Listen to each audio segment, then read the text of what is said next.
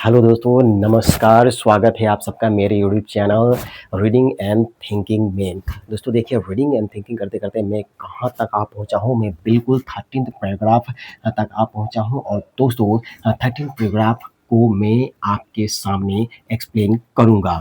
दोस्तों इससे पहले मैंने 12 पैराग्राफ तक द प्लूट को एक्सप्लेन किया है और हर पैराग्राफ के लिए मैंने अलग-अलग वीडियो जो है इसी चैनल पर मैंने अपलोड किया है। दोस्तों अगर आप एमयूजी के स्टूडेंट हैं या आप मास्टर डिग्री कर रहे हैं इंग्लिश लिटरेचर पर या आप इंग्लिश लिटरेचर के स्टूडेंट हैं और आपके सिलेबस में अगर वर्ड्सवर्थ के द प्लूट आता है तो दोस्तों ये वीडियो आपके लिए बिल्कुल बहुत इम्पोर्टेंट होने वाला है। दोस्तों अगर आप नीट जेआरएफ के स्टूडेंट हैं और आप नीट की तैयारी कर रहे हैं, जेआरएफ की तैयारी कर रहे हैं, तो भी दोस्तों ये वीडियो आपके लिए बहुत ही इम्पोर्टेंट होने वाला है। और दोस्तों 13 पैराग्राफ का एक्सप्लेन शुरू करने से पहले चलिए थोड़ी-सी रिवीजन पर नज़र डालते हैं और देखते हैं कि 12 पैराग्राफ में हम लोगों ने क्या जाना है। दोस्तों 12 पैराग्राफ में हम लोगों ने जाना है कि वर्ड्सवर्थ ने बताया था कि वे बचपन में बर्फीली ऋतु में जब बर्फबारी होती थी तो घाटी पर बर्फ की चादर बिछे हुए होते थे और उस चादर पर चट्टान फिसलते थे। तो वर्ड्सवर्थ और उनके मित्र चट्टान खींचने का खेल वहाँ पर खेला करते थे। दोस्तों शाम के समय वे खेल शुरू करते थे और आधी रात तक उनका खेल जो है वह चलता रहता था। दोस्तों चट्टान खींचने के दौरान वर्ड्सवर्थ विभिन्न प्रकार के ध्वनियाँ वो घाटी में सुनते थे। वे कहते हैं कि वे भोंपू बजने की आवाज़ उनके कानों पर गूंजता था। वे चट्टान खींच रहे हैं, वे आगे बढ़ रहे थे और भोंपू बजने की आवाज़ उसको सुनाई देती है। विभिन्न प्रकार के सामूहिक घंटियों की आवाज़ सुनाई देती है। वे स्टील के जूते पहने हुए थे और स्टील के जूते जब उनके चट्टान पर प्रहार कर रहे थे, तो विभिन्न प्रकार की ध्वनियाँ वहाँ पर उत्पन्न हो रही थी और वे ध्वनियाँ भी वर्ड्सवर्थ के कानों में गूंज रहे थे और साथ ही साथ वहाँ पर सूखी लकड़ियाँ, सूखे पेड़ भी बज रहे थे और बर्फीली चट्टान भी वहाँ पर बज रहे थे। और वे कहते हैं कि बहुत दूर से एक विदेशी दुखद ध्वनि जो है सुनाई पड़ता है। बहुत दूर के पहाड़ से एक विदेशी ध्वनि, एक दुखद ध्वनि उसके कानों तक पहुँचता है, तो बहुत प्रकार के ध्वनि उसके कानों पर गूंज रहा है और वे चट्टान खींचते बहुत दूर निकल आते थे। वे जो है एक प्रतियोगिता में शामिल हो गए थे और वे एक-दूसरे को चेज़ कर रहे थे कि कौन सबसे पहले अपने गंतव्य स्थान पर पहुँचेगा। और दोस्तों आधी रात तक जब उनके दोस्त बिल्कुल थक जाते थे तो वे एक ट्रेन के डब्बे की तरह कतार में फैल जाते थे और वहाँ पर जब वे सारे सो जाते थे तब भी वर्ड्सवर्थ जो है जागता रहता था और वो देखता था, वो सुनता था जहाँ से आवाज़ें आ रही होती थी और वर्ड्सवर्थ तब तक वहाँ पर खड़े होकर देखते थे घाटी में जब तक कि सारी ध्वनियाँ बजना बंद नहीं हो जाते हैं। जब तक घाटी शांत नहीं हो जाता है और वे शांति को महसूस करते थे। तो दोस्तों इस तरह से उन्होंने 12 पैराग्राफ को कंक्लूड किया था और 13 पैराग्राफ में दोस्तों उन्होंने बहुत ही इम्पोर्टेंट अपना एहसास को, अपना अनमोल एहसास को यहाँ पर शेयर किया है। उन्होंने बहुत ही इम्पोर्टेंट अनुभव यहाँ पर शेयर किया है। दोस्तों वे कहते हैं कि ईश्वर ने ही दुनिया में प्रकृति को बनाया है और दोस्तों वे एक सवाल यहाँ पर खड़ा करते हैं। वे कहते हैं कि जब ईश्वर ने प्रकृति को दुनिया में बनाया था तो उसकी जो उम्मीदें थी इसके पीछे उनकी जो इच्छाएँ थी इसको बनाने के पीछे या इरादा था वो बिल्कुल साफ़ नहीं था, वो वल्गर था और उसमें विशुद्धियाँ थी। ऐसा वर्ड्सवर्थ कहते हैं। वर्ड्सवर्थ कहते हैं कि उनके लड़कपन के खेलों के दौरान और जी हाँ, लड़कपन के खेलों के दौरान जब वे खेला करते थे वृक्ष के ऊपर चढ़कर या जंगलों में जब खेला करते थे तो प्रकृति ने उसे डराया है। वर्ड्सवर्थ कहते हैं कि उसके अंदर खतरनाक चरित्र को उभरने के लिए प्रकृति ने मजबूर किया था और वर्ड्सवर्थ कहते हैं कि उसके अंदर ऐसी इच्छाएँ पैदा हुई थी जिससे वो जोखिम उठाने के लिए तैयार हो जाता था।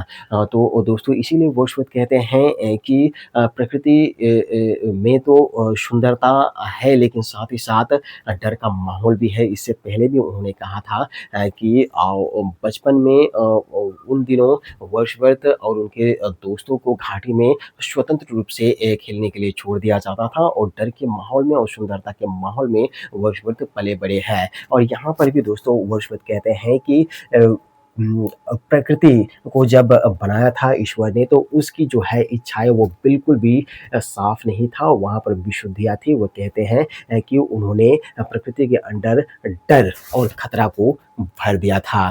तो दोस्तों हम लोग इस पैराग्राफ को बिल्कुल लाइन बाय लाइन यहाँ पर मैं अभी एक्सप्लेन करूँगा, आप लोगों को बताऊँगा। लेकिन दोस्तों आप लोगों से रिक्वेस्ट है, अगर आपने इस चैनल को सब्सक्राइब नहीं किया है दोस्तों, तो काइंडली इस चैनल को सब्सक्राइब कर लीजिए। और अगर वीडियो अच्छा लगता है, आपको इस वीडियो से थोड़ी भी मदद मिलती है, तो दोस्तों इस वीडियो को लाइक और शेयर ज़रूर कर दीजिएगा। तो चलिए दोस्तों एक्सप्लेनेशन शुरू करते हैं। दोस्तों सबसे पहले वर्ड्सवर्थ कहते हैं कि ये presence of nature in the sky and on the earth, ये यानी कि आप ही प्रकृति की उपस्थिति है in the sky and on the earth, पृथ्वी पर और आसमानों में आप ही प्रकृति की उपस्थिति है। ये विजन्स ऑफ द हिल्स, पहाड़ों का दृश्य भी आप है। And souls of lonely places, एकांत स्थानों की आत्माएं भी आप है। ये वर्ड्सवर्थ जो है ईश्वर को संबोधित करते हुए, गॉड को संबोधित करते हुए कहते हैं कि प्रकृति की उपस्थिति आसमानों में आप हैं, प्रकृति की उपस्थिति पृथ्वी पर आप हैं, पहाड़ों का दृश्य भी आप हैं, और एकांत स्थानों के आत्माएं भी आप ही है। वर्ड्सवर्थ यहाँ पर ईश्वर को संबोधित करते हुए कहते हैं, और कहते हैं कि can I think a vulgar hope was yours, वो कहते हैं कि क्या मैं ऐसा सोच सकता हूँ कि विशुद्ध उम्मीदें आपकी थी, या विशुद्ध इच्छाएं या इरादा आपकी थी, जब वेन ये एम्प्लॉयड सच मिनिस्ट्री, इस प्रकार के सेवाओं को जब आपने दुनिया में नियुक्त किया, या इस प्रकार के सेवाओं को आपने दुनिया में बनाया, तो उस समय आपकी जो इच्छाएं थी, जो उम्मीदें थी, वो बिल्कुल भी शुद्ध नहीं है थी।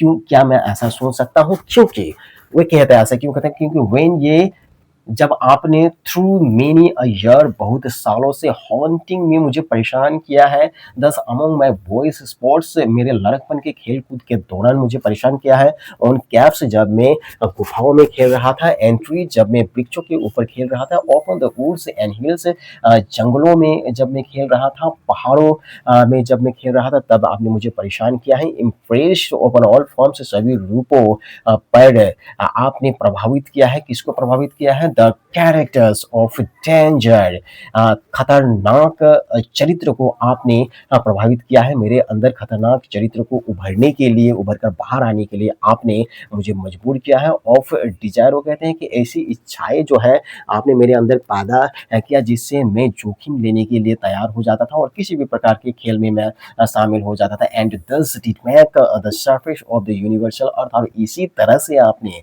विश्वव्यापी सतह को भी आपने बनाया है। वर्ड्सवर्थ कहते हैं कि इसी तरह से जो है आपने विश्वव्यापी सतह को बनाया है। विथ ट्रायम्फ, जिसमें उत्साह को आपने भर दिया है, खुशी को आपने भर दिया है, delight, and with hope and fear, आप उम्मीदों को भर दिया है, और आपने डर को भी भर दिया है। और इस तरह से आपने विश्वव्यापी अर्थ को जो है, सतह को आपने बनाया है। वर्क लाइक अ सी, जो कि एक समुद्र की तरह काम करता है, समुद्र जिसमें हमेशा डूबने का डर रहता है, जिसमें डर रहता है। तो इसी तरह से पृथ्वी के सतह पर भी डर है, प्रकृति के अंदर भी डर समाया हुआ है। नॉट यूजलेसली एम्प्लॉयड, आपने व्यर्थ में, बेकार ही इन प्रकृति को तो नहीं बनाया है, लेकिन might I pursue this thing, क्या मैं इस विषय को काश कि मैं समझ पाता through every change of exercise and play, जब जब मैंने हर खेल में परिवर्तन लाया, एक खेल से दूसरी खेल की ओर बढ़ा, तब मैं शायद बचपन में इस विषय को समझ पाता कि आपने जब प्रकृति को बनाया है, तो उस समय आपकी उम्मीदें बिल्कुल साफ नहीं थी। आपने प्रकृति में डर को भर दिया है और आप जो है मुझे परेशान करने वाले हैं। काश कि मैं इस बात को मैं समझ पाता। To which the year did summon us in his delightful round. समय का चक्र चलता रहता है और साल में ऋतु परिवर्तन होते रहते हैं। हर ऋतु में हर मौसम में जो है अलग अलग खेल में हम लोग नियुक्त होते थे और खेल हमारा बदलता रहता था। उस दौरान अगर काश कि मैं जान पाता कि आपका उद्देश्य क्या था प्रकृति को दुनिया में बनाने के पीछे। इसको मैं काश कि समझ पाता तो कितना अच्छा होता। ये वर्ड्सवर्थ कह रहे हैं दोस्तों। यहीं पर 13 पैराग्राफ को वर्ड्सवर्थ कंक्लूड करते हैं दोस्तों। उम्मीद है आपको ये पैराग्राफ समझ में आया होगा। और दोस्तों अगर आपको ये पैराग्राफ समझ में आया होगा तो काइंडली इस वीडियो को लाइक और शेयर जरूर कर दीजिएगा दोस्तों। और दोस्तों हम लोग नेक्स्ट वीडियो में 14 पैराग्राफ की व्याख्या के साथ हम लोग फिर मिलेंगे दोस्तों। तब तक दोस्तों पढ़ते रहिए, समझ समझ के पढ़िए और दोस्तों पढ़ना कभी भी मत छोड़िए। गुड बाय दोस्तों।